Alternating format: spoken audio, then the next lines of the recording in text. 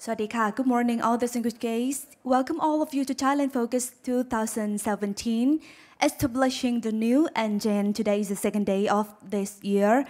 Today we're going to start with the first session with Digital Economy in Southeast Asia, Current Outlook and Beyond by Mr. Sebastien Lamy, partner Bain and Company. Sebastien leads Bain's private equity practice in Southeast Asia and is an expert in the firm's digital practice. He has helped a number of local companies and MNCs in their digital journeys. With more than 15 years of experience in management consulting, he has applied his expertise globally with Bain, having served clients throughout Asia, Europe, and United States. The moderator of this session is Khun Paul Srivorakul, Group CEO of aCommerce, a full-service end-to-end e-commerce solutions provider in Southeast Asia. So ladies and gentlemen, may I now invite the speaker and the moderator on stage, please. Please welcome.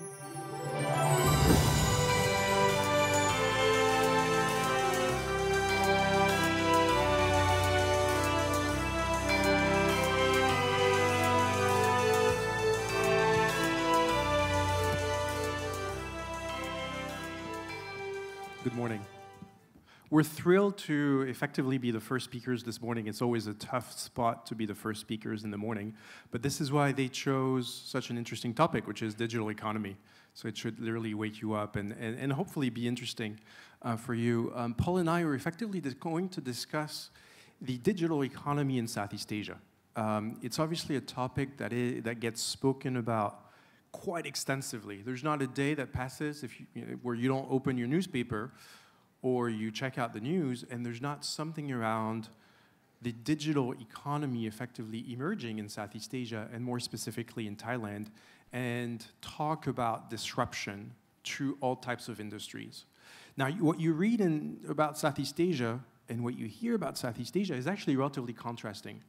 On one hand, you'll be hearing things which are things are moving amazingly fast, talking about disruption, talking about how things are taking off at a very, very rapid pace. But on the other, you'll be hearing things such as, well, Southeast Asia is very, very slow to take off. And if you compare Thailand against Japan, Korea, or China, we're effectively years behind. And so I think a significant portion of today's discussion with Paul will be around really what the reality is. How far behind or ahead is Southeast Asia and Thailand against the rest of the world? What does it concretely mean for companies across the different sectors? And also, perhaps, at what pace is it really developing? So taking a little bit of a pace and a view on how fast everything is developing. Paul is obviously sort of an expert in the field, CEO of aCommerce in Thailand, so we'll have lots of things to contribute on the topic. What we wanted to do is just share a few slides up front, maybe to tee up the discussion, and on the digital economy in Southeast Asia, and we'll get into a discussion on the topics. Obviously, we'll get Paul's reactions to the few slides I'll be presenting. There are really two things that I wanted to cover the next 20 minutes or so as we get into a few data points on the digital economy in Southeast Asia before we get into the discussion. The 2 points are the following. The first one is that it's true, the Southeast Asia digital economy has emerged.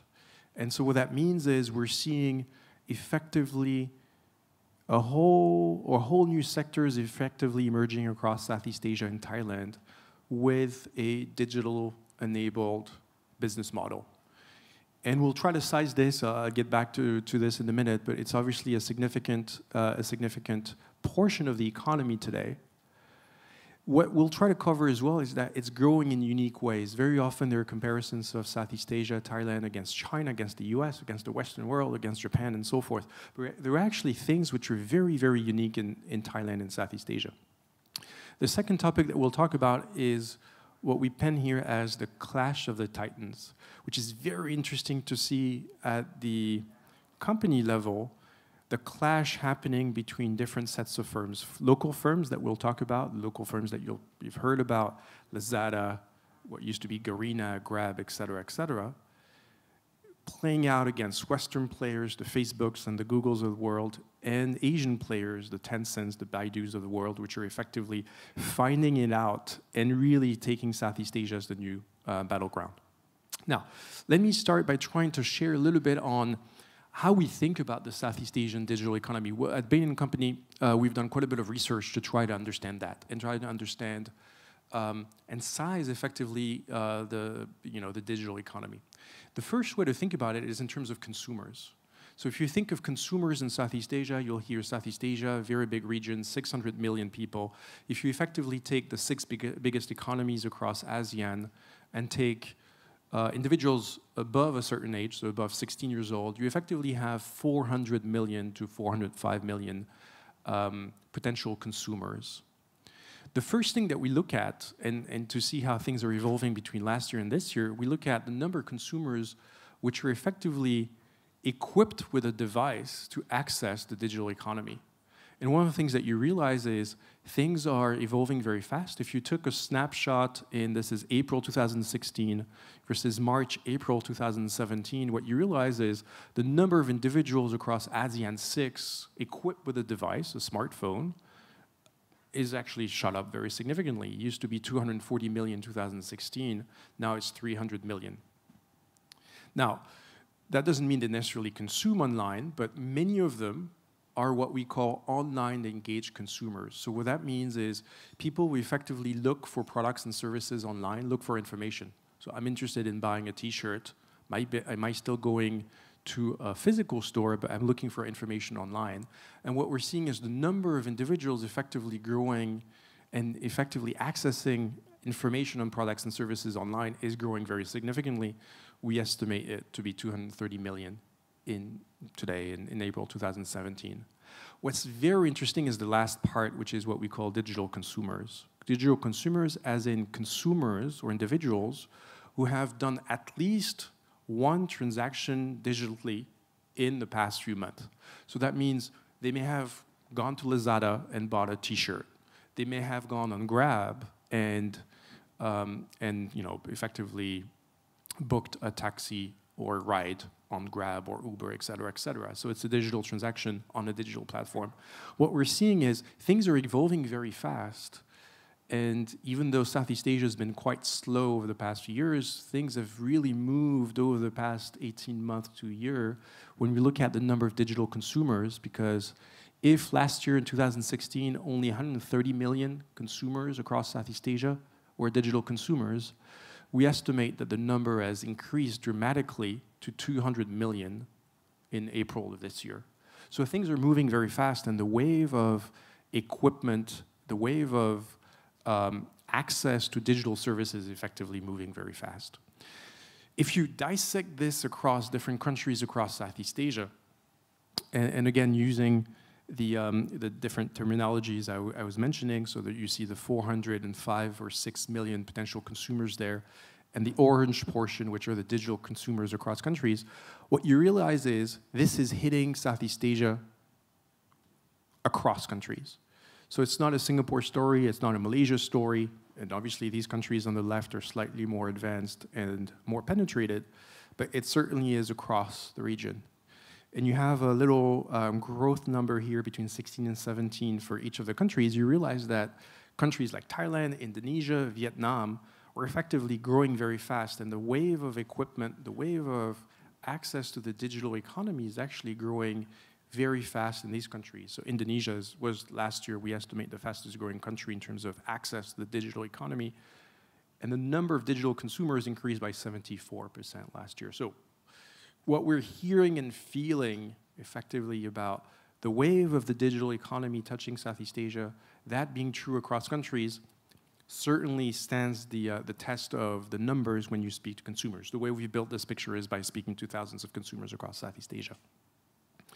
One of the things which is important and which we all feel is the fact that this is enabled by, obviously, connectivity, and mostly enabled by cheap phones. So when you look at number of internet connections, we all know this. Internet connections have increased very significantly over the past few years, 340 million in 2017, internet connections across the across the ASEAN 6 region from a slow start. But then if you look at the number of connections per head across the region, we are now at China levels, which certainly was not the case in 2010. So there's been a wave of catching up over the past few years. And this has been enabled by cheap phones. So most of us in this room, if we live in Southeast Asia, which is the case for many of us, are probably not representative of the 200 million digital consumers. Maybe I should say this. When you look at the wave of equipment from a phone standpoint, because phones are the primary access to the digital world, for 90%, close to 90% of consumers, you realize that the one I'm carrying in my pocket, which is what do I have? I have a fancy iPhone 7. That's only a small portion of the market. It's roughly 5–6%. Effectively, where the wave comes from are cheap phones.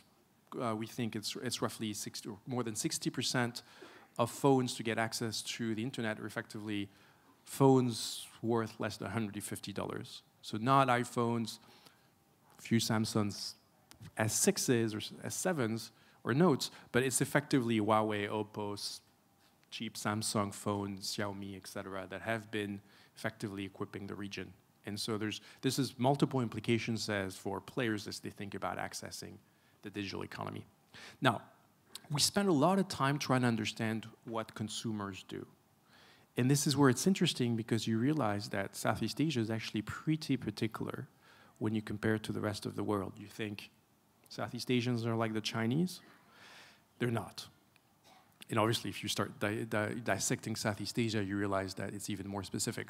So what this shows is percentage of online population using services or applications several times a day.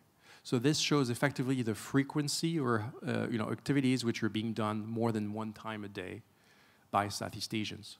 So a lot of things that we do every day, or in this room we probably do every 15 seconds, which is writing an email or receiving an email. Roughly 2/3 of Southeast Asians do this every day. Sorry, let me go back. So 2/3, 64%. So there, it still is a high frequency activity. It's not what this room does. Again, you're not completely representative. So email is a relatively high frequency activity, news as well, but not as compulsively as many of you do, I suspect, 56%. You do have a number of activities which are still relatively low frequency activities. So booking a flight, internet banking, purchasing goods and services. So e-commerce, only 10% of consumers do it on a daily basis.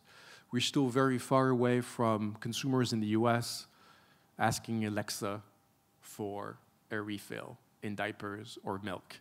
Very far away from that. 10% are daily users of goods and services, purchasing goods and services. So still relatively low frequency, which explains the relatively small size of the some markets like e-commerce, and I'll get back to it in a minute. Where Southeast Asia stands out is what you have on the left-hand side of this slide, which is social messaging and entertainment and games. And if you perhaps sort of double-click on these activities, you realize a lot of people effectively do this very often. So first of all, social and messaging, what does that mean? It means accessing Facebook, Instagram, WhatsApp, Line, Zalo in Vietnam, and types of instant messaging or social media platforms. So on average, Southeast Asians really stand out. And they stand out sort of across a number of measures. So when you look at the number of instant messaging or social media apps that an average consumer has on their phones, it's very high. It ranges from 4 to 6. So people will have Line using on a daily basis, Facebook Messenger, depending on the countries, obviously things are slightly different. Zalo in Vietnam, but we'll also have the Facebook app, et cetera, et cetera. Instagram, WhatsApp, Kakao, depending on the countries and so forth. So a high number of instant messaging apps and social media apps effectively being used. Where things stand out, and if you speak to people at places like Facebook, is the activity that goes on social media. So spent time on social media per day is extremely high, and probably among the highest in the world. Number of videos on Facebook exchange on Facebook is probably, I think, the highest or the second highest in Thailand.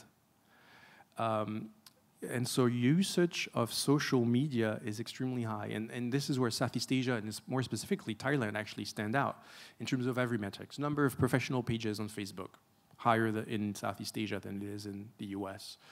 Minutes spent. Number of friends in Malaysia is 1.6 higher than it is in the US. So I don't know whether that means Malaysians have more friends than Americans. Maybe it does. But it also means they're probably a little bit more connected to Facebook and spending more time looking for friends. So social media, this is something that really stands out in terms of daily usage and so forth. Entertainment as well. So we've all heard about iFlix as an example, which is Southeast Asia's Netflix based out of Malaysia, which is ramping up extremely fast from a number of subscribers standpoint. And then gaming as well. Gaming is something where Southeast Asia, alongside the rest of Asia, and especially North Asia, really stands out with a number of people who use mobile games, all types of games, hardcore games, mid-core games, casual games, but effectively the number of mobile gamers and the time spent on mobile gaming is very high. So as you can see, a lot of time spent, a little bit on professional or email, yes, but then very significantly on social messaging and gaming. Now, what that leads to is what I would call the emergence of the digital economy in Southeast Asia, which we estimate to be roughly, don't quote me on the exact number, $50 billion. It's a round number, might be 48, might be 52, it changes every day anyway, but it's roughly $50 billion, which is split across the different categories here, so enabling the development of an ecosystem, going from high, let's call it high basket size type of activities, such as travel and tourism, which is very high, obviously, where there's a digital component. E-commerce, depending on how you define it, is between 8 to 15 billion, depending on what type of transactions you effectively include in this. Media, entertainment, advertising, transportation, including ride-hailing, gaming, social, et cetera, or things that you consume on stickers, for example. Which is smaller but certainly growing. So the emergence of a $50 billion economy across Southeast Asia, it still is big and small, and so this is where you hear conflicted messages. On one side, it's big because 50 billion, that's more than double the size of the GDP of Laos. So you do have effectively a country, or the equivalent of a country, that has emerged from an economic standpoint, a small country that has emerged from an economic standpoint. So it's big from that standpoint.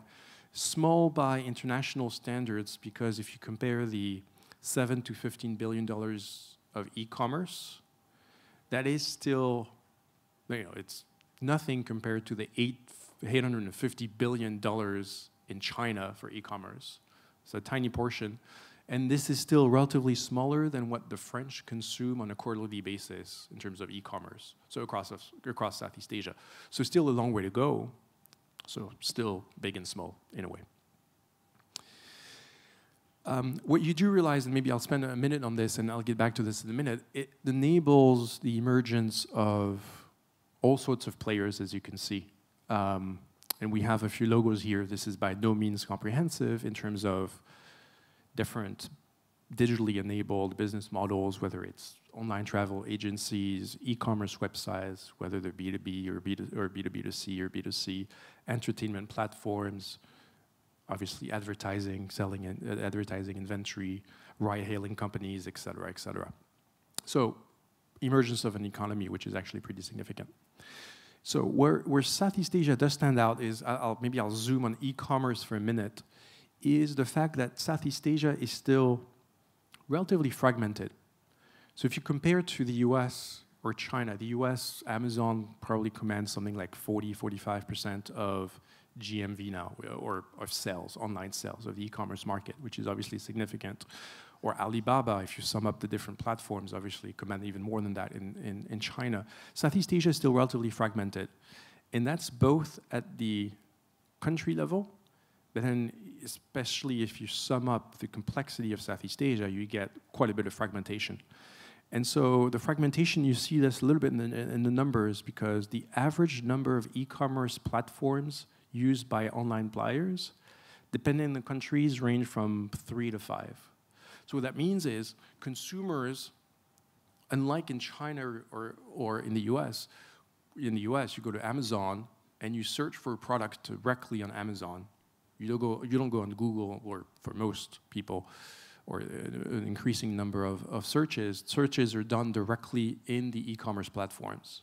Southeast Asia is not so much the case. You search either on, obviously, websites, get recommendations on social media platforms, go to Google, and then consumers tend to toggle effectively or go from one platform to the other and effectively compare prices, compare what there is, et cetera, et cetera. So again, 3 to 5, depending on the countries. Indonesia is the highest because this has been, over the past few years, the most competitive market where you've had, I think, the biggest investments, frankly, from an e-commerce standpoint, because it's potentially the biggest market. What's interesting to see here is, and what you have at the back, at the bottom of the page, which are declared. So it's not a percentage of GMV, but declared intent or declared preferred platforms by consumers. And what you see here is, obviously, it differs wildly by country. And so what you see is you do have a few regional players. Lazada obviously comes to mind, and coming across a number of countries. A number of local players, Tiki in Vietnam obviously appears, Tio Dong, Nguyen Kim, which are offline, audio offline to online players effectively with strong store footprints in the countries. A few international players. Amazon appears here, both in Singapore and Thailand. Doesn't mean historically orders have been very high, because Amazon was obviously not present yet at the time of this survey in Singapore, and still isn't in Thailand, but still is a interesting platforms, and all types of different business models as well. You see marketplaces, you see C2C platforms, consumer-to-consumer platforms like Carousel in Vietnam, in Singapore, et cetera, et cetera. So all types of different players. One of the things where, from an e-commerce standpoint, Southeast Asia stands out again is actually around something which is social e-commerce.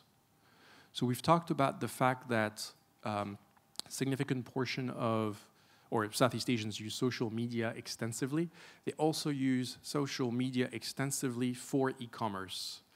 And the shape it takes is actually quite different. There's actually a significant portion of transactions that escape the e-commerce platforms that we were talking about in the previous slide. So what that means is, effectively, consumers buying directly, consumer to consumer, on Facebook or Instagram or Line. And we have some indications of this when we ask consumers, depending on the countries, between, except Singapore, 37% to 53% of consumers, digital consumers, are social media buyers. So do not only buy on e-commerce platforms, but effectively engage into some sort of consumer-to-consumer transaction on social media or instant messaging. And that's actually, this is where Southeast Asia really stands out, which is the use of social media for transactions, which obviously is very important. On top of that, you have a significant portion of transactions which are actually influenced by social media. So you might be buying something on an e-commerce platform, but you've heard about the product, or you've had the purchase was triggered by digital marketing or a recommendation from a friend on a social media platform. But the importance of social media, you effectively see it in the transactions and the data. Now, zooming in again on e-commerce, and we talked about the fact that it still is relatively small compared to other markets. There's obviously, and we'll talk about this with Paul quite a bit, there are obviously hurdles in the development of e-commerce. We've talked about the fact that Southeast Asia was a complex geography, 10 economies, 6 big ones, different countries, different languages, different cultures, et cetera, et cetera. Obviously, we're not going to go into a discussion of ASEAN and how it works, but obviously a long way to go in terms of enabling flows across the region still. And from a consumer standpoint, we see hurdles, and you see some of the hurdles here, which are what consumers declare as being the hurdles or the constraints to spending more online. So some things which are across countries prefer touching, feeling product, that's across countries, but things such as quality, high delivery fees, slow delivery, no deliveries, no free returns, so things around the digital or the physical constraints rather around delivery, constraints around payments, etc., actually do appear here. And so there's a lot of hurdles still in the development of the market. The final point I wanted to make is, even though it's fragmented, you do have a number of players which are starting to appear across a number of verticals, digital verticals. So we've talked about e-commerce, which is fragmented. You do have a number of players here which are obviously playing across the region. Lazada is one of them. And then some are hidden. ST701 actually owns a number of these C2C platforms across countries. Ride-hailing, food delivery.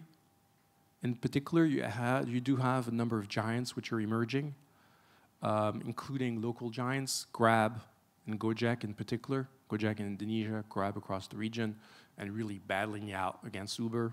And you see sort of very strong positions of local players in each of the countries. Same for food delivery. GoFood, which is the unit of Gojek delivering food, has taken Indonesia by storm and a significant portion of deliveries in Jakarta and elsewhere.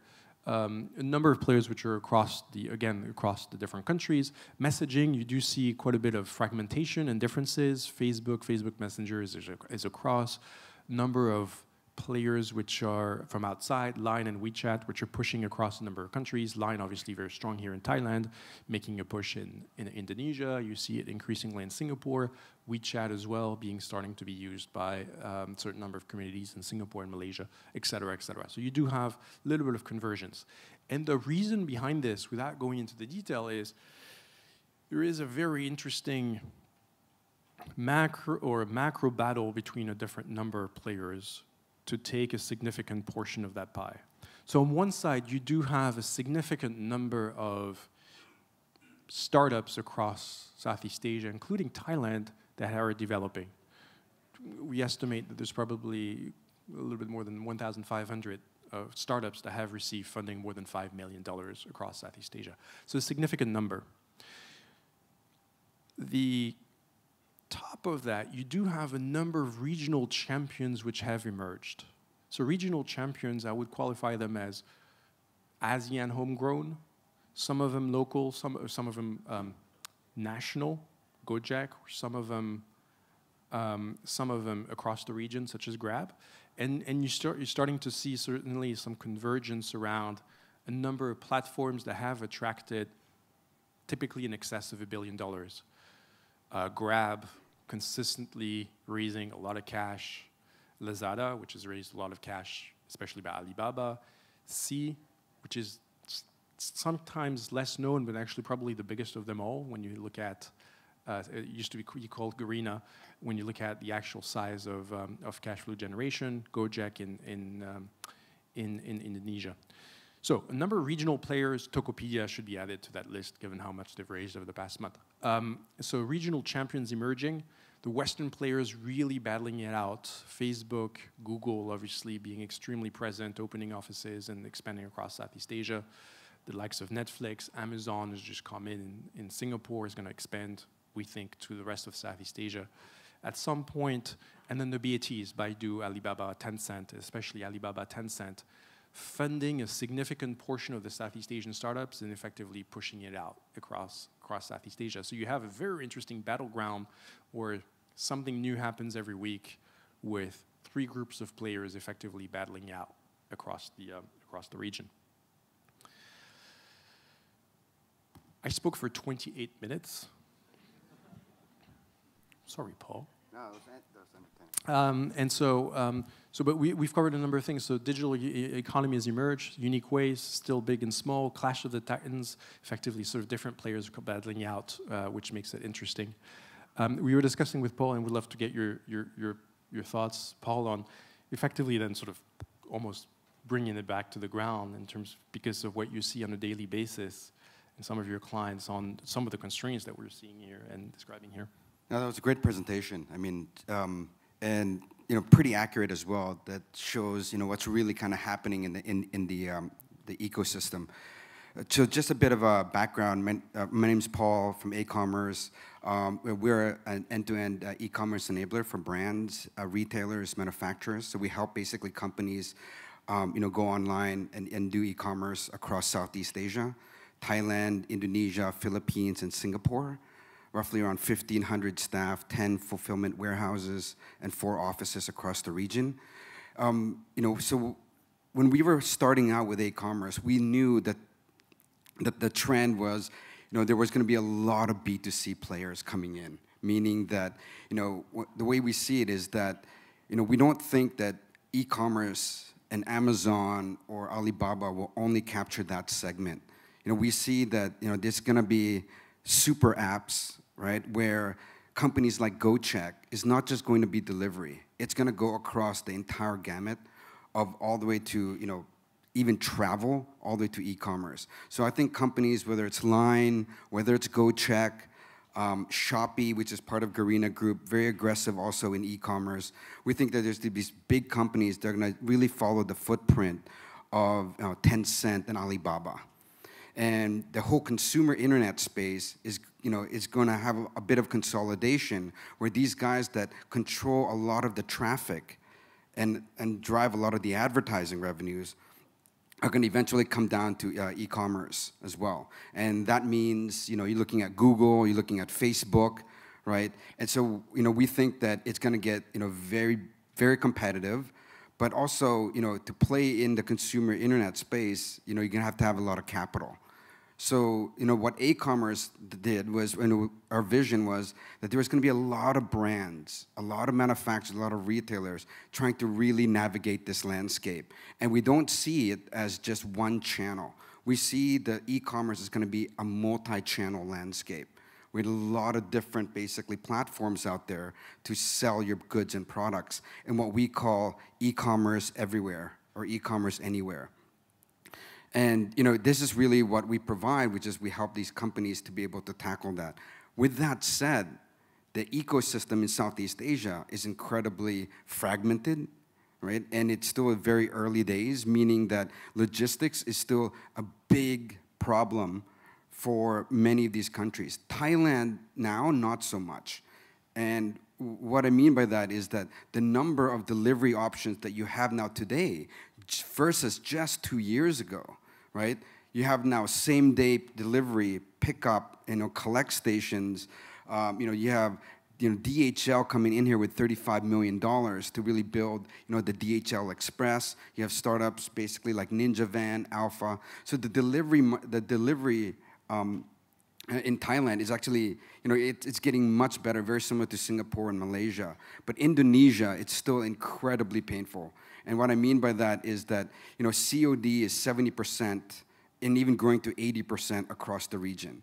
So that means that, in some ways, the logistics companies are also starting to now behave in somewhat very similar to, payments, right, where they're collecting cash. And this is where you see GoCheck and Grab and the acquisitions that they're making or the verticals that they're going into, they are going to be very aggressive in payments as well, right? So, I think that, in order for the market to really grow, there are some, I think, a lot of, obviously, infrastructure challenges, right? But you have to think about how Southeast Asia also evolved. It evolved in a way where consumers were kind of driving everything, meaning that it went from C2C, consumer to consumer, then to B2C, and now starting to really pick up is B2B. And what I mean by that is, when you think about how a consumer buys things, right, that's still a very small percentage of the overall ecosystem. Think about how businesses buy, right? And think about Alibaba's original model of B2B, right, of how business will, basically transact. The biggest opportunity that I see in the low-hanging fruit in Southeast Asia is really in the B2B space, right? Because as a consumer internet space, with all these players building, all these, big brands, Facebook, Google, et cetera, tackling the consumer, the businesses are being ignored. We joke internally in aCommerce that, we see Google actually as the B2B marketplace. Why?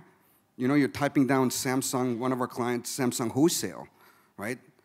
where do you want to buy Samsung products? Are you going to go to a marketplace, or are you going to go directly to Samsung, right? And buy on the Samsung B2B website, or HP, or Adidas, or even Unilever and Procter & Gamble. And what's really interesting is that in Southeast Asia, the brands out here and the companies out here are starting to think a bit different. They're leapfrogging in some ways where they're, in the US, they're now starting to pick up in B2B. You see Amazon going to B2B marketplace.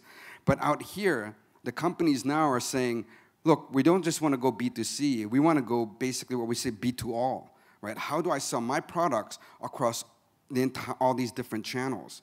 And so it's really interesting to see how this market is evolving and leapfrogging as well. But the biggest underserved market, I would say, is the businesses currently. And the businesses are sitting there kind of wide-eyed looking at what's happening in the consumer space. The consumers are running around, whether it's social media, it's chat, and you're like, you have chat commerce, you have video commerce on YouTube, right? Do you have this commerce, I mean, it's going to be really a lot of different channels. But fundamentally, even the most basic channel of a business buying from another business is still underserved, and no one's really tackling that. And so, this way, so I think that, as the market will evolve, right, the brands versus the retailers, distributors, and marketplaces, how that war is going to transcend, it's going to be very interesting, because I think that Southeast Asian businesses have a lot to learn about what happened with Alibaba and Amazon in the other markets. And they're now kind of thinking, look, if I don't start to control my own destiny, if I don't start to own my end customer, whether it's a small business or a consumer, right? These big players are going to take it up, and they're going to start launching their own products and competing against me. And this is why you see the consumer goods group. I mean, the whole market is really going down and globally, because they haven't really been picking up e-commerce enough. So it's really interesting to see, that. This is on the consumer side, but the impact that also has significantly on kind of the real underlying economy of Southeast Asia, which is, B2B and still a lot of businesses. Interesting. I'd love to have your comments. As you mentioned, sort of as far as e-commerce, obviously you cover Thailand and you work a lot in Thailand personally, but then e-commerce is present across Thailand, Singapore, Indonesia, Philippines, I think you said. And a little bit sort of the differences, and maybe it's taking a Thai angle in particular, around some of the constraints that you see. You mentioned and I see this with the work that I do with my clients, which are logistics options have improved dramatically over the past 18 months to 2 years in Thailand, as an example, which means constraints are moving elsewhere. So you can have, as you say, same delivery from a bunch of players, frankly, today in Thailand, but then it still is hard to develop a business, an e-commerce business. I do this with my clients on a daily basis, et cetera. We'd love to have your views on the extra constraints, which are more specific to Thailand and on the day-to-day basis. I mean, I think there's still the logistics. Some of the logistics challenges are, just in terms of, for brands and retailers, on the policies for e-commerce, right? It's not, there's still a lot of pain points. I mean, when you think about really the consumer journey on a lot of these sites out there, I mean, let's say other than the marketplaces, you still have a lot of clicks and a lot of pages before the actual transaction, right? And the others is also the return policies. When you think about, what made, Amazon really pick up was just that, the relentless focus on the consumer. But out here, they're repeating what they're doing offline. And I think that's not such a great consumer journey, right? Where the marketplaces are leading that charge and kind of setting, whether it's the return policies, the refunds, right? Even the logistics. So the marketplaces, like Lazada out here, have to actually set up their own logistics because they want faster same-day delivery, right? And so having the brands, the retailers that have to really catch up to the marketplaces, I think that's incredibly important to be able to create, I think, a strong the strong e-commerce market in Thailand. And also when you think about for example, Thailand versus Indonesia and the basket size, right? Thailand's obviously much higher, and the challenges I think you see in Indonesia and where it ties up to logistics is the unit economics, right? Meaning that, 1,000 baht is like your average order here to actually be able to make, logistics make sense. You don't want to be subsidizing. But in Indonesia, the basket size is so much lower, so it's incredibly difficult, right, to actually, make orders profitable there. So everyone is just subsidizing a lot of the orders. And obviously with that, you want to bundle, a lot of these purchases together. And, a lot of retailers don't have the, let's say, the bundling or building kits kind of enable technology that enables that. So it's also, one of it's a technology aspect, but it's also the price, I think, in Indonesia makes it very difficult versus, let's say, Thailand. And the other piece as well would be cross-border. And when you think about it, consumers are incredibly savvy these days where you can, for example, like Zara, the hundreds and hundreds of orders that Thais actually buy, close to the thousands, from Zara.com versus going to a physical Zara store. And now, with obviously all the different, options, logistics options for Zara, the way I see it is the local, the local brands, the distributors that represent Zara here versus Zara.com from Spain. It's going to be a very big challenge, to really, convince a Thai consumer to not only have a wider and better selection from Zara.com, right, but actually even have some of the products cheaper, right, compared to locally. So I think that cross-border is going to be a huge impact on a lot of the retailers here.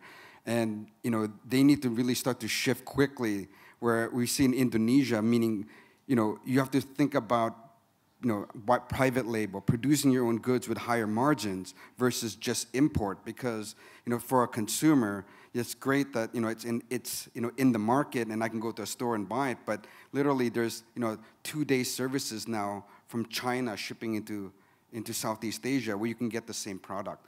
And what I mean by when you buy from Zara, let's say .com, it's not shipped from Spain, it's shipped from China, right? So that speed to delivery is much faster. It's interesting, you have an interesting point here, and I said I wouldn't touch on that, but it's actually around how part of this economy is effectively enabling or participates to the actual emergence of an ASEAN economy to a large degree.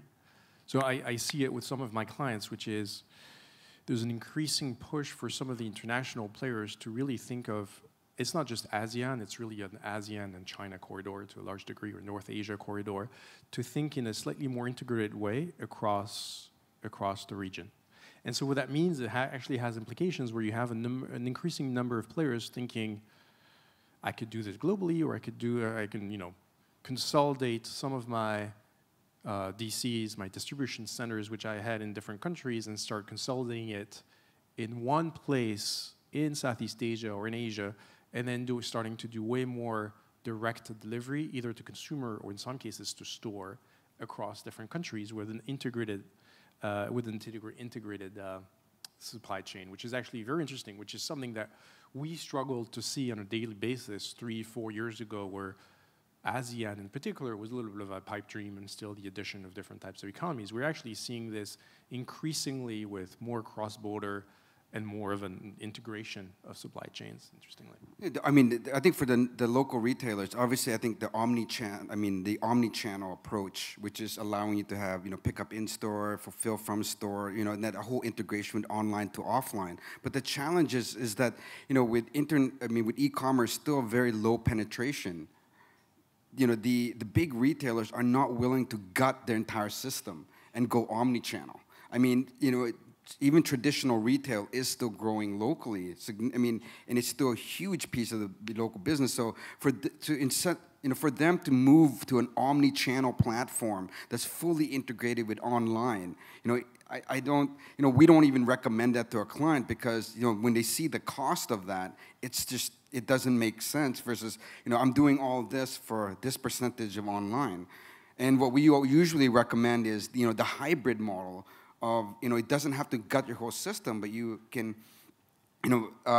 create a similar experience, right, through APIs or integrated, platforms, right? Just have that business separate first.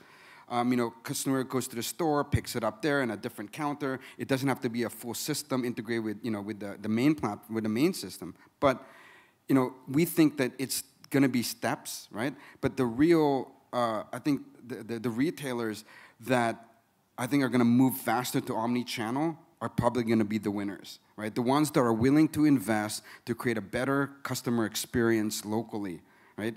And that's really it, where I think that you can't ignore the capital game in this space, which is one of the reasons why some of these guys become such big platforms is they fundamentally invest, they subsidize the customer experience.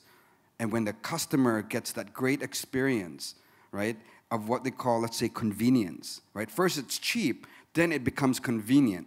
Then you increase that price, and the customer is like, I'm willing to pay that now for the convenience because I experienced that convenience. And I think that the challenge is that the traditional retailers of the world are not willing to go beyond, to subsidize that experience. And I think that that's going to be this new game now that everyone has to play. Yeah. And maybe just love to have your views on taking an investor lens for many people in this room, because I think we're talking about effectively 3 different groups of, let's call it companies or entities, which are actually being impacted very differently.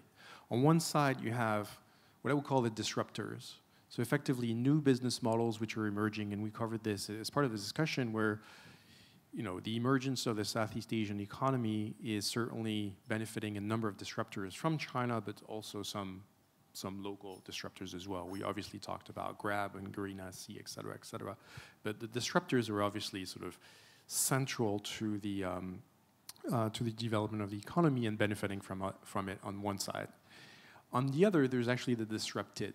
So disrupted, and I think what Paul you're mentioning, I think very eloquently on the retail side, are companies that have operated in a traditional way for a long time and are being disrupted because of new business models. So retailers, traditional retailers are a great example of that, taxi companies, et cetera, are obviously the ones which are suffering from new competition to one extent, or at least changing consumer behaviors.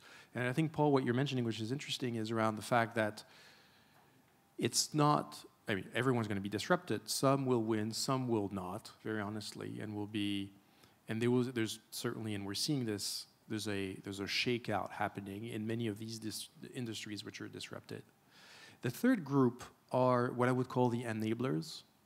So enablers around, we've talked about logistics, it's also payment companies, et cetera, a number of firms which are effectively enabling the development of the digital economy across Southeast Asia, which are, and it's a little bit, it's hidden from the shadow, it's very often not, or hidden in the shadow to some extent, very often not so much in the limelight, not consumer-facing necessarily, but there is a significant portion of companies which are effectively benefiting from that wave. In some cases being disrupted, in some cases effectively evolving and capturing the market. And as you think of, as an investor, it's quite interesting to think about sort of the different aspects and the different groups of entities that you can think about and that you can invest in, or either an aggressive or offensive or a defensive way. We'd love to have your thoughts on these types of groups, especially in Thailand. We talked a little bit about that. Obviously, there's a number of groups of disruptors appearing. Enablers you've covered as well, but we'd love to have maybe a little bit more of your views on who these enablers are from a logistics standpoint, from a payment standpoint, and what we're seeing. Yeah, you can put basically like e-commerce platforms as, enablers, right? And you can see that, in some way, DHL is, trying to move up into e-commerce to be an enabler. Right, so when we see Shopify is a perfect example, for example, of an enabler where they provide a platform for small businesses, SMEs, to be able to sell online, not only on their own website now, but across all the marketplaces. Very similar to our model, but for us, we're focusing on big brands like Unilever and Samsung and et cetera. So I see that enablers are, there's a lot of opportunities in that space, whether it's, you're solving the logistics problem, you're solving the multi-channel retail problem, even warehouse management systems now because of the complexities of, how to basically sell your inventory on mobile, on social media. So there's a lot of these enablers, and we're definitely one of those guys in Southeast Asia. The other two really big I think, investment opportunities that I see. I mean, I also invest in, as an angel investor as well. Is also, you know, I look at two things, which is kind of the marketplace for X and also brands, right? Online-only brands. And you can see that where, you know, you think about how brands are evolving, right? The new millennials now are, you know, when you think about brands, for example, local one here in Thailand called Pomelo, right, which was able to create a fashion brand online. You know, they obviously, you know, their own label, but they build a community around it, right? They build a, you know, they get consumer feedback, you know, for any of the products that they're, you know, launching and designing.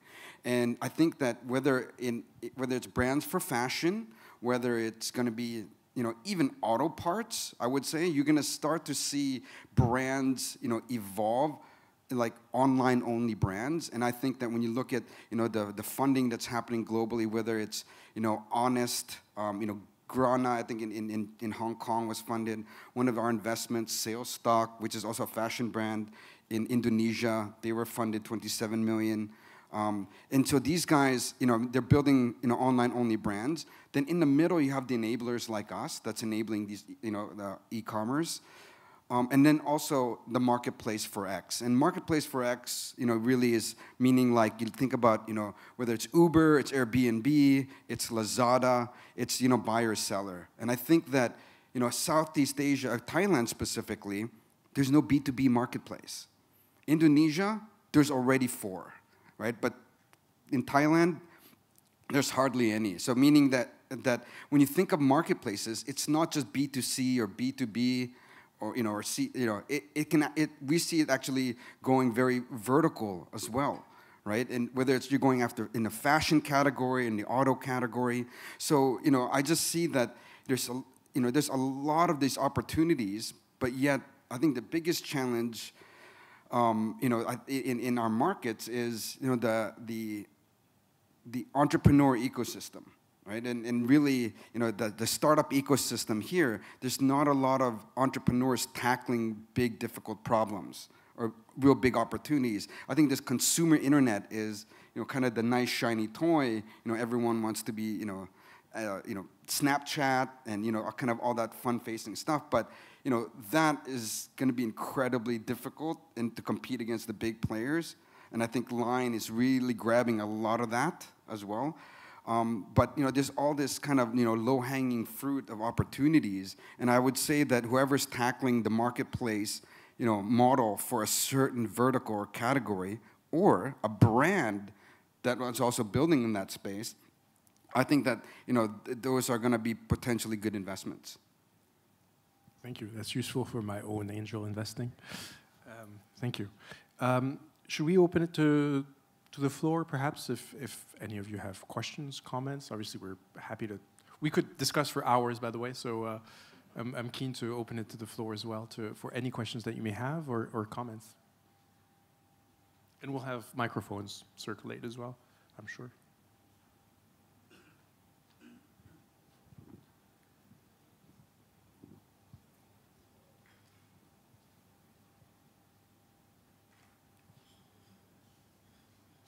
As we get questions and people think about questions, there's actually one point I wanted to get your thoughts on and actually and comment on, which is the brand aspect, which is actually very interesting. And we're seeing certainly a number of things actually emerging in Southeast Asia, which is actually very interesting from a consumer aspect and a brand aspect. You mentioned Pomelo in the fashion space, but some categories are effectively being disrupted very significantly. And it takes two forms. What's interesting is to see the different categories which are disrupted. So it's the ones that you would expect. There's a lot of innovation happening on the fashion side, a number of brands happening and emerging from a cosmetic side or beauty, skincare side, et cetera, effectively pushing. What's very interesting to see as well is the innovation for these brands from a business model standpoint, which actually becomes quite different from the rest of the world. And we talked about, I think, a little bit around the importance of, you mentioned Line, but overall in Southeast Asia, social media, instant messaging, or messaging overall, these platforms taking a significant role in the access to consumer, there's actually a lot of innovation from a lot of these brands in the way they interact with consumer, in the way they actually tackle and harness the power of social media platforms, et cetera, et cetera. Number of companies, you know, I was interacting recently with a company in Indonesia which focuses on bread, and that has actually started to develop very significantly. The way they don't sell in bakeries, they don't sell in Alphamart or Indomaret. They actually sell online. They started with a Facebook page, started to sell on WhatsApp, and actually sort of going, and they actually have been ramping up significantly their presence in Indonesia, in a market that you could be argued is actually not the most digitally savvy. But we're seeing a lot of that innovation in places which you can certainly where you can imagine some disruption, fashion, cosmetics, but also in places where actually there is a lot of innovation happening in places where you're not sort of seeing a lot of innovation. I'm curious to see whether you have examples of some categories being disrupted more specifically and a lot of innovation as well. Yeah, just for one quick one is, you know, a company in Indonesia, they're going mobile first, fashion as well. They're pretty big. And what's really interesting is, you know, I don't want to name names so I can throw some stats out, but like 40% of their transactions are coming from chat. Imagine that, where if you think about it, right? When you buy something, you go online, you know, pull out your credit card, buy, or et cetera, go through that whole process. But these guys, because they went mobile first, the moment the customer comes online, and yes, it's fairly difficult to scale where they have 100 plus for customer service, but they're innovating heavily in the chatbot, right? Meaning allow people to just automate the buying process. But when 40% of your sales are coming from chat, people are going, look, I want this dress, this color, and here's my address, right? That conversation commerce is just happening, okay, boom, the guy delivers, collects the money. It's not going through a shopping cart or a payment gateway anymore, right? And that behavior is really interesting, right? In terms of, if you think about how B2B will evolve, for B2B e-commerce, we think it's going to go down very similar paths. But we think it'll go even one step level higher, which is, we think it's going to be video commerce, where a business will go into a website and they want to buy 20,000, order 20,000 of a product. They're going to want to see the salesperson, right, in a video. They're not going to pull out their credit card and just purchase. Right? And so we think that whole chat commerce, video commerce is going to be huge for the B2B side, right? And obviously it starts off with certain verticals like fashion in Indonesia, but we can see that the consumer behavior actually translates very similarly to a small business or a big business behavior, which is, you know, just engaging before purchase. Sorry, I think Paul has a mic there. Yeah, so a question for you, Paul.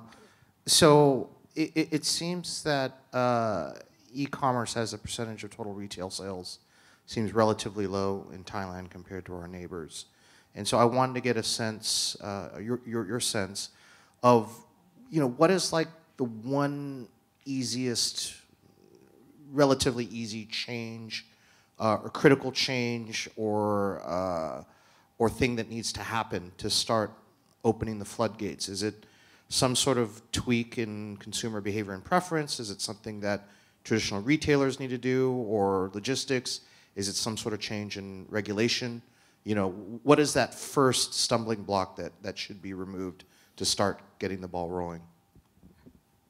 I mean, in somewhat, I think that when you look at just comparing to the China market, right, and how the government was so active in backing the logistics companies. They knew that logistics was going to be the huge bottleneck.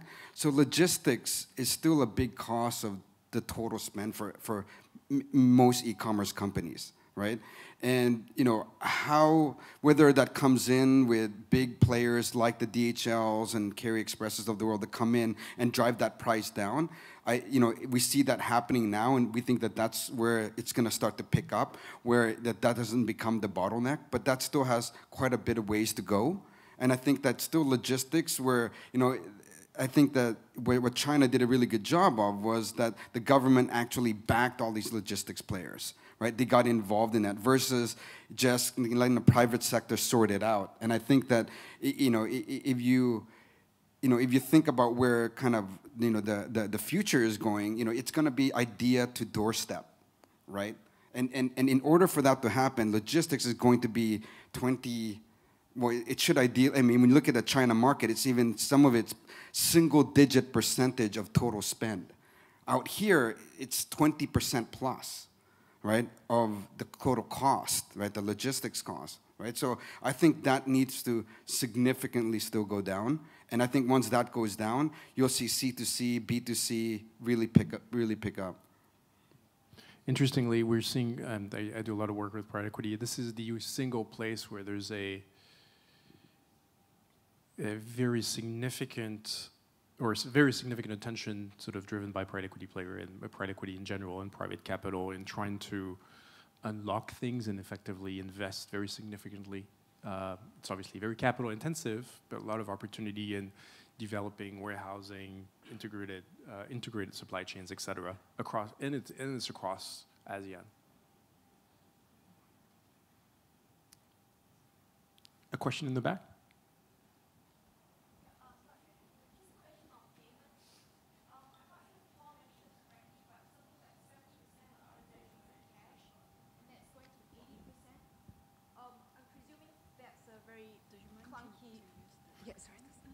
Yeah, I'm not sure if you heard the question is about payments, and you said 70% going to 80%. You know, in the earlier years, it was maybe credit card penetration was one of the key triggers, but that seems to be overcome, or is there more being done in the payments mechanism to facilitate e-commerce? Thanks. I mean, I'm just saying, I mean, I think over time, definitely, you know, after a few COD payments, it's interesting where the consumer will actually switch to credit card, right? And so we do see that pattern, but the convenience, it's almost like you're getting spoiled where you get to actually see that first, the products first before you purchase.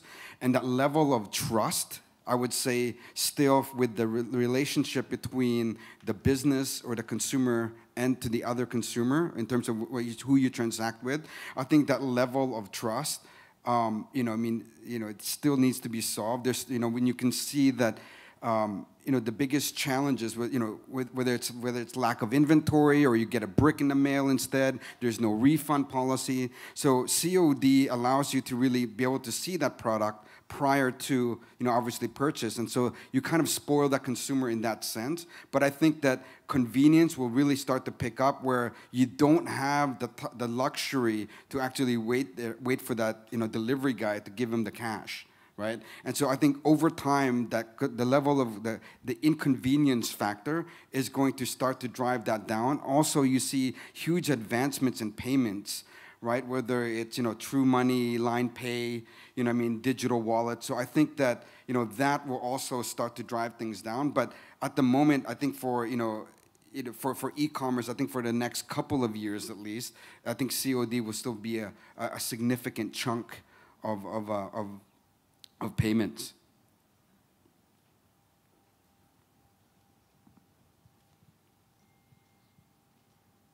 Good. So we were your first session. Thank you so much, Paul, for taking the time. Hopefully we've painted a little bit of a picture of the excitement, but also the difficulties around the emergence of that digital economy in Southeast Asia. Wish you a great day ahead. Thank you. Thank you. Thank you very much, Mr. Lamy and Kun Paul, for the comprehensive and insightful session.